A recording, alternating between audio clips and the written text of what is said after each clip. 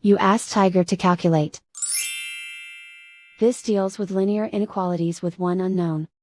The final result is c smaller than 20. Let's solve it step by step. Group all constants on the right side of the inequality. Add 4 to both sides.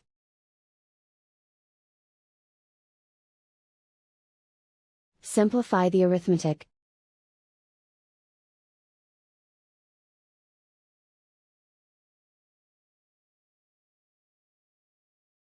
Isolate the c. Multiply both sides by inverse fraction 2 over 1.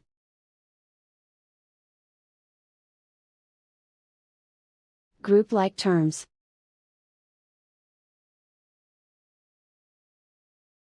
Multiply the coefficients.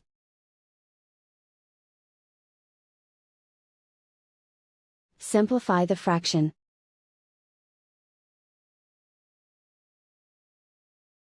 Simplify the arithmetic.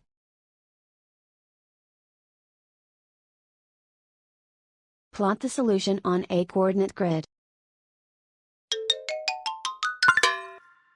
And so the final result is c smaller than 20.